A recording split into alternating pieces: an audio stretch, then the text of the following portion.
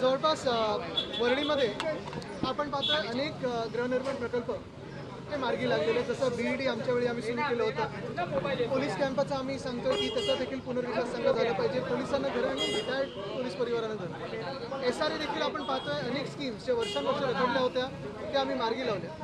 आता एकच आमच्याकडे VP नगर, मग त्याच्यात BC ब्लॉक आहे, VP नगर आहे, हे 3-4 नगर जे आजूबाजूचे आहेत ती अडकलेली आहेत आणि कुठच्या तरी कारणामुळे एक तर 13-2 म्हणजे चेंज ऑफ बिल्डर किंवा विकासात नवीन न येता आत्ता जसं चाललंय तसं कुठेही न चालतं हे रखडून राहिलेलं आहे। ते थोडं मार्गी लावायला आम्ही आलेलो, खरोखर कुठे अडकलंय, का अडकलंय, का इथे एवढी कमी गती पकडलेली आहे हे विचारण्यासाठी आम्ही आलेलो आणि वर्डी स्पेसिफिक विषय होता।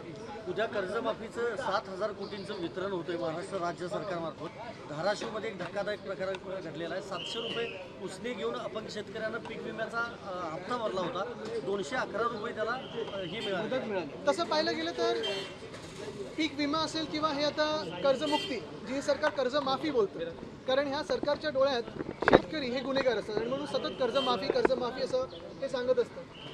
आता उद्यापासून जे वितरित होतील खरोखर किती कोणाला मिळतील, काय मिळेल हे उद्याचं सगळं झाल्यानंतर आपल्याला कळेल।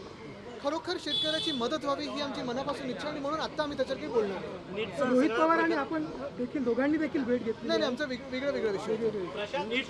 प्रशांत किशोर यांना विजयी आघाडी आहे, भाजपला झटका मानला जातोय। नक्कीच मला वाटतं भाजपचे राष्ट्रीय अध्यक्ष यांची सीट होती, गेले 25-1 वर्ष भाजप जिंकत आली होती आणि तिथे आता बदल होतोय, हे देशात बदल होण्याचे चिन्ह आहे।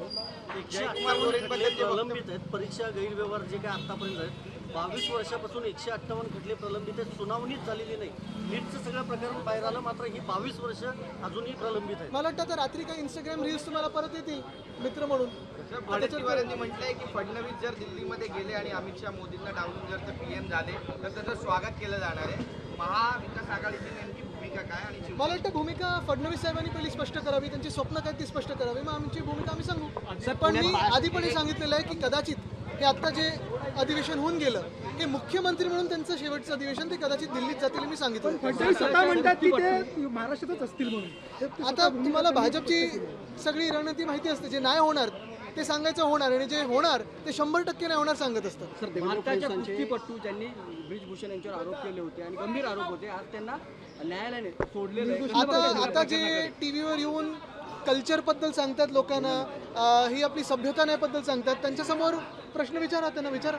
धर्मेंद्र प्रधानांच्या गडकरींच्या विरोधात जो रोष आहे तो वाढतोय। नागपुरामध्ये आज काँग्रेसनं आंदोलन केलेलं आणि ठिकठिकाणी आंदोलन होत आहे। नुसतं गडकरी नाही तर पूर्ण देशभरात आपण पाहतोय प्रधानमंत्र्यांच्या विरोधात देखील खूप रोष आहे। गेले 12 वर्ष देशाची आर्थिक स्थिती असेल, देशाची सामाजिक स्थिती असेल, शिक्षण व्यवस्था असेल, प्रत्येक गोष्टीमध्ये आपण पाहतोय घोळ झालेला आहे आणि एक कळायला लागलेलं आहे की भाजपला सरकार चालवता येत नाही। तसं पाहायला गेलं तर अतिरेकी हमले देखील किती झाले, तो किती इंटेलिजन्स फेलियर झाला हे दिसतं आपल्याला।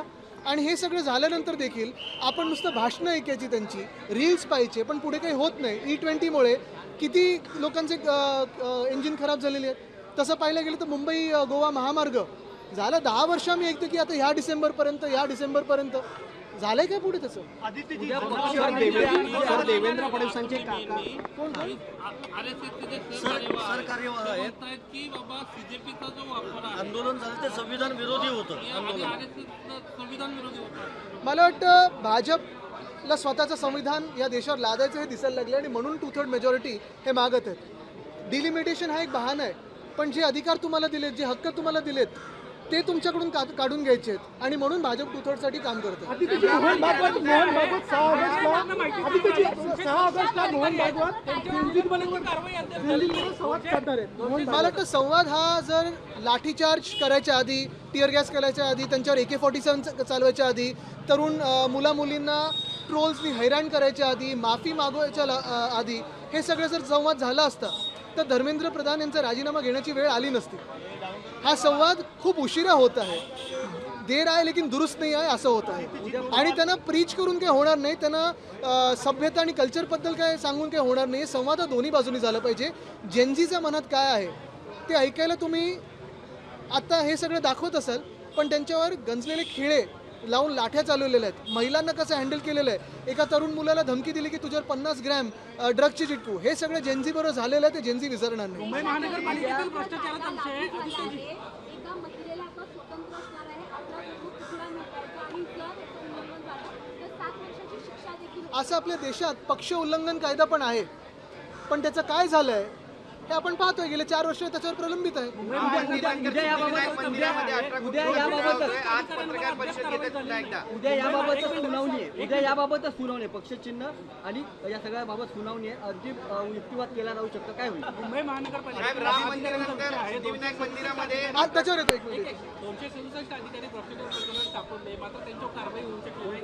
केवळ 27 निलंबित केले तर कारण ही जर कारवाई केली तर अगदी उपमुख्यमंत्री कार्यालयापर्यंत ही कारवाई जाईल हे त्यांना माहिती आहे. आणि भ्रष्टाचार हा DCMच्या ऑफिसमधून, CMच्या ऑफिसमधून की त्यांच्या लाडक्या कॉन्ट्रॅक्टर्सच्या हातातून होतोय हे सगळ्यांना कळायला लागेल. आदित्य जी मॉलेस्टेशन के आरोप लगे थे ब्रिजभूषण को, कोर्ट ने उनको एक्यूज किया गया है और भी जो आरोपी थे सबको एक्यूज किया गया है.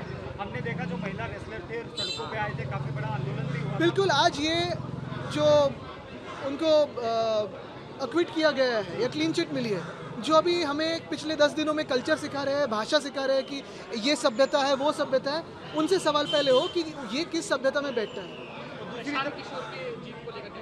मुझे लगता है कि यही बदलाव की जो एक हवा है वो देश भर में घूमेगी. और गए 20-25 साल से जहाँ भाजपा हारती नहीं थी, मुझे लगता है रविशंकर प्रसाद जी ने भी कहा था कि वहाँ कोई भी दे दे, बहुत ही एकदम गलत शब्दों में कहा था, तो भी भाजपा ही जीतेगा. अभी दिखने लगा. पप्पू यादव को प्रेस कॉन्फ्रेंस में अटैक किया गया है. जिस तरह से उन्होंने जो पार्लियामेंट में जो भगवाधारी जो बैठ के वहाँ पे जिस तरह से जो राम मंदिर में चोरी, क्योंकि वो चंदा चोरी का इशू उठा रहे थे. क्योंकि जो राम मंदिर में डोनेशन बॉक्स से जो स्कैम हुआ है या फिर वहाँ जो चोरी हुई है, बहुत सारे अलग अलग मंदिरों में जिस भाजपा ने चोरी की है, चंदा चोरी की है, वो इशू उठा रहे थे और उसके लिए उनकी आवाज़ बंद करे. विरोधी कहा जा रहा है, हिंदू विरोधी. तो राम मंदिर जब अपूर्ण होता है और उद्घाटन होता है तो वो हिंदू विरोधी नहीं है. जिस राम मंदिर के उद्घाटन को शंकराचार्य जी को नहीं बुलाया जाता है, राष्ट्रपति मुर्मू जी को नहीं बुलाया जाता है, वो हिंदू विरोधी नहीं है. जिस राम मंदिर में चंदा चोरी होती है वो हिंदू विरोधी नहीं है. जो आजकल आप देख रहे हो इस देश में हिंदुओं के जो हाल हुए हैं भाजपा के हाथों से, वो हाल हिंदू विरोधी नहीं है. लेकिन जो सवाल उठा है भ्रष्टाचार पे वो हिंदू विरोधी है. आपको याद होगा पालघर में 2 साधुओं की हत्या हुई थी, उसमें भी प्रमुख आरोपी ये भाजपा के ही थे, वो हिंदू विरोधी नहीं है. सिद्धिविनायक की चोरी को लेकर क्या कहना चाहिए? भाजपा के शासन में यही तो होते रहेगा. मराठीत सांगा. ते म्हणतात की शिवसेनेच्या राज्यामध्ये एक घोटाळा झाला. सिद्धिविनायक मंदिरामध्ये 18 कोटी चोरी होत होती. मला वाटतं आपण पाहिलं असेल जिथे जिथे वाराणसी तुम्ही जा, वाराणसीमध्ये प्रधानमंत्र्यांना एवढी कमी मतं का मिळाली तर तिथे जुनी मंदिरं, प्राचीन मंदिरं कॉरिडॉरच्या नावाखाली तोडली गेली, घरं तोडली गेली पुजाऱ्यांची, मंदिरांच्या मूर्त्यांना स्टोन कटरनी कापलं गेलं. हे वाराणसीच्या लोकांनी पाहिलेलं आहे. तसंच जर आपण पाहिलं असेल तर अयोध्येमध्ये मंदिर अपूर्ण असताना राजकारणासाठी जे मंदिर ज्याचं उद्घाटन झालं त्यानंतर मंदिरातून चंदा चोरी झाली. ही भाजप हिंदू विरोधी जी आहे ती आज दिसते सगळीकडे.